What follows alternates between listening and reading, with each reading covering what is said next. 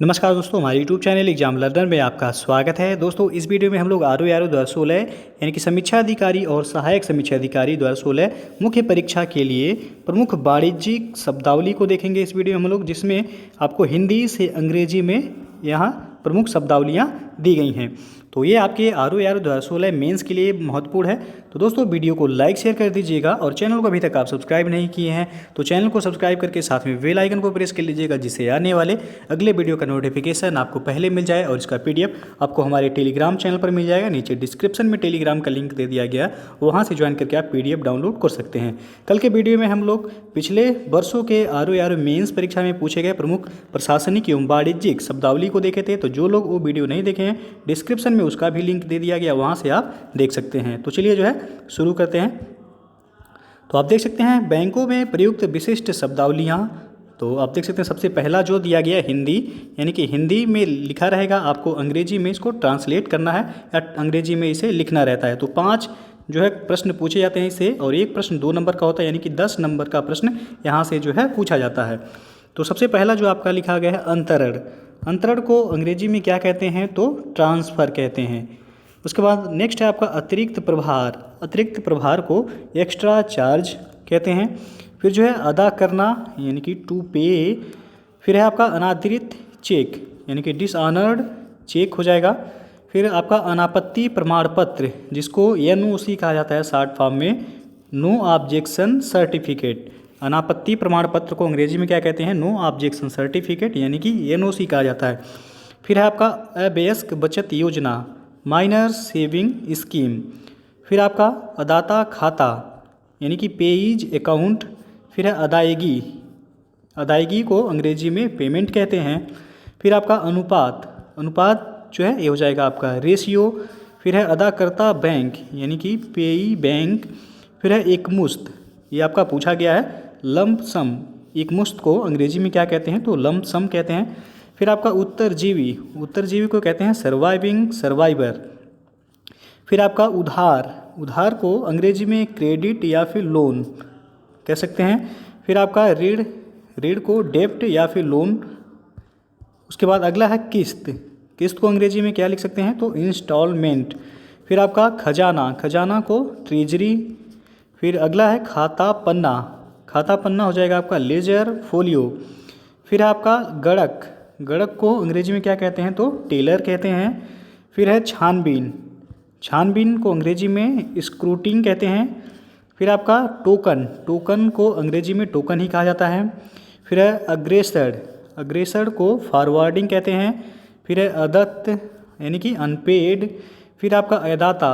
अदाता को अंग्रेजी में पेई कहते हैं। फिर अगला है आपका आंचलिक। आंचलिक को अंग्रेजी में क्या कहते हैं? तो जोनल कहते हैं। फिर है आपका अगला अदाकर्ता खजांची, तो इसे अंग्रेजी में पेइंग कैशियर कहते हैं। फिर है अधिकार क्षेत्र।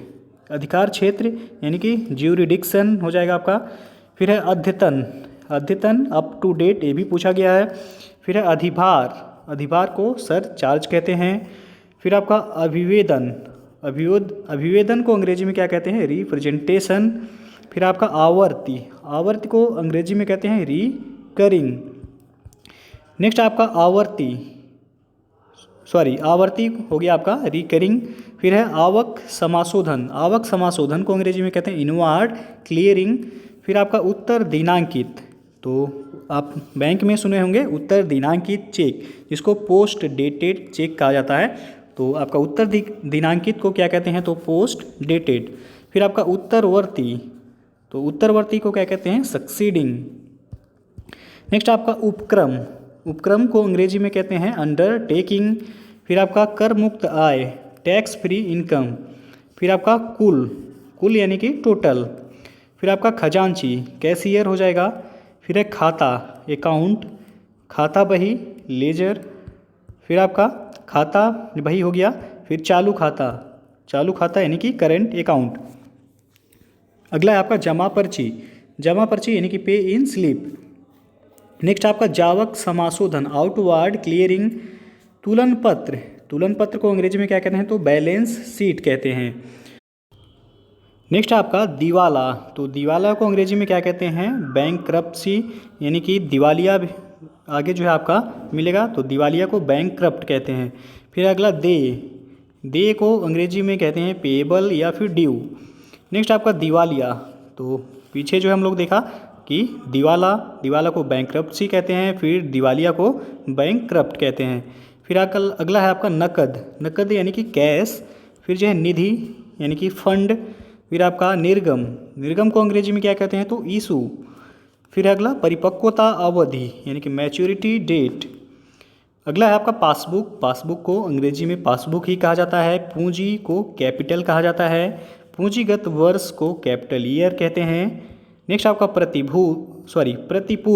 प्रतिपूर्ति को क्या कहते हैं, रीइंबर्समेंट कहते हैं। अगला है प्रतिभूति, तो प्रतिपूर्ति और प्रतिभूति दोनों जो है अलग अलग है, ध्यान दीजिएगा। प्रतिभूति को कहते हैं सिक्योरिटी और प्रतिपूर्ति को क्या कहते हैं, तो रीइंबर्समेंट। अगला है आपका प्रबंधक को क्या कहते हैं, तो मैनेजर। प्रविष्टि यानी कि एंट्री, बचत खाता सेविंग अकाउंट। और नेक्स्ट है आपका बेबाकी पत्र, अदेय प्रमाण पत्र या देय मुक्ति को आपका कहते हैं नो ड्यू सर्टिफिकेट। अगला आपका भूल को कहते हैं एरर। नेक्स्ट है मांग ड्राफ्ट को अंग्रेजी में डिमांड ड्राफ्ट कहते हैं, डीडी। नेक्स्ट आपका मुद्रा करेंसी हो जाएगा। योग यानी कि टोटल। रसीद रिसिप्ट हो जाएगा। लागत कॉस्ट हो जाएगा। लाभांश डिविडेंड हो गया। उसके बाद अगला है लेन देन यानी कि ट्रांजैक्शन हो जाएगा। और बाउचर को अंग्रेजी में जो है बाउचर ही कहते हैं। विनिमय यानी कि एक्सचेंज। विलम्ब शुल्क यानी कि लेट फी। उसके बाद अगला है वित्तीय फिनांशियल। अगला आपका व्यय यानी कि एक्सपेंडिचर। और अगला है शाखा हो जाएगा आपका ब्रांच।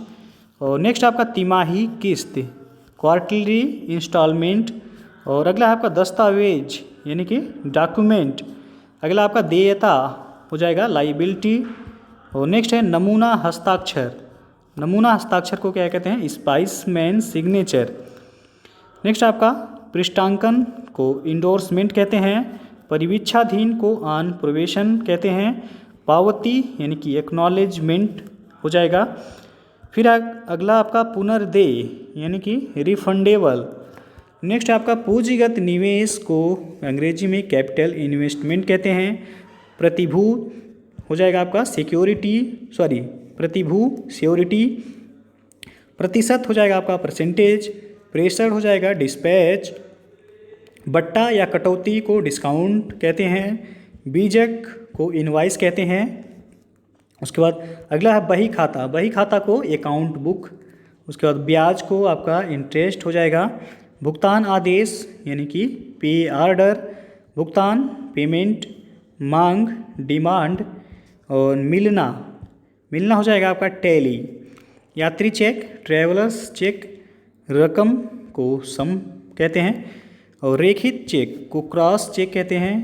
और लाभ आपका हो जाएगा प्रॉफिट। और लेखाकार को अंग्रेजी में अकाउंटेंट कहते हैं। वसूली हो जाएगा आपका रिकवरी। विदेशी मुद्रा फॉरेन करेंसी। वित्त पोषण फाइनेंस। अगला आपका वित्त पोषण हो गया। बीवर्डी को अंग्रेजी में कहते हैं स्टेटमेंट या फिर रिटर्न। नेक्स्ट आपका वेतन यानी कि पे। शेयर को शेयर ही कहते हैं। संचयी हो जाएगा आपका क्यूमुलेटिव। संयुक्त खाता ज्वाइंट अकाउंट। संवरण प्रविष्टि को क्लोजिंग एंट्री कहते हैं। सममूल्य पर यानी कि एट पर। समाशोधन को क्लियरिंग कहते हैं। साख को क्रेडिट। और अगला आपका सुलभ ऋण को अंग्रेजी में क्या कहते हैं, तो सॉफ्ट लोन कहते हैं। सुरक्षित जमा कक्ष सेफ डिपॉजिट वॉल्ट। उसके बाद हस्ताक्षर सिग्नेचर। संयुक्त अभिवेदन ज्वाइंट रिप्रेजेंटेशन। संवीक्षा सिक्योरिटिंग। और समायोजन हो जाएगा आपका एडजस्टमेंट। और सत्यापन यानी कि आपका वेरिफिकेशन। सुपुर्दगी डिलीवरी। सुलभ मुद्रा सॉफ्ट करेंसी या मनी। स्रोत हो जाएगा आपका सोर्स। और अनापत्ति प्रमाण पत्र जिसको क्या कहते हैं अंग्रेजी में, तो एनओसी कहते हैं, नो ऑब्जेक्शन। तो दोस्तों जो है ये था आपका प्रमुख वाणिज्यिक शब्दावली। तो यहाँ से जो है 5 प्रश्न आपसे परीक्षा में ARO मेंस में पूछा जाता है। आपका हिंदी में लिखा रहेगा और आपको अंग्रेजी में क्या करना है तो लिखना है, ट्रांसलेट करके जो अंग्रेजी में लिखना रहता है। तो एक क्वेश्चन आपका 2 नंबर का होता है, यानी कि 10 नंबर का यहाँ से प्रश्न पूछा जाता है और 5 नंबर का आपका अंग्रेजी से हिंदी में बनाने के लिए दिया जाता है। तो टोटल जो है आपका 20 नंबर का प्रश्न यहाँ से पूछा जाता है। तो दोस्तों यदि वीडियो पसंद आया हो तो लाइक शेयर कर दीजिएगा और चैनल को अभी तक आप सब्सक्राइब नहीं किए हैं तो चैनल को सब्सक्राइब कर लीजिएगा, साथ में बेल आइकन को प्रेस कर लीजिएगा जिससे आने वाले अगले वीडियो का नोटिफिकेशन आपको पहले मिल जाए। और इसका PDF आपको हमारे टेलीग्राम चैनल पर मिल जाएगा, नीचे डिस्क्रिप्शन में टेलीग्राम का लिंक दे दिया गया है, वहाँ से ज्वाइन करके आप PDF डाउनलोड कर सकते हैं।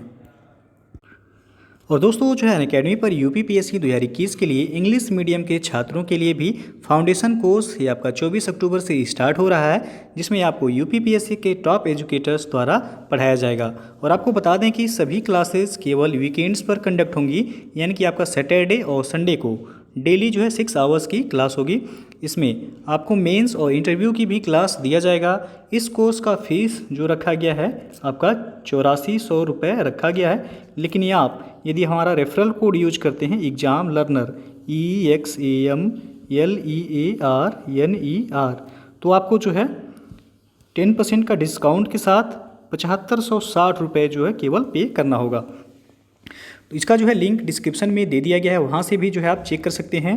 तो जो लोग भी जो इंग्लिश मीडियम के छात्र हैं वो UPPSC 2021 की तैयारी करना चाहते हैं, आपको बता दें ये जो है बैच आपका 24 अक्टूबर से स्टार्ट हो रहा है, आप ज्वाइन कर सकते हैं।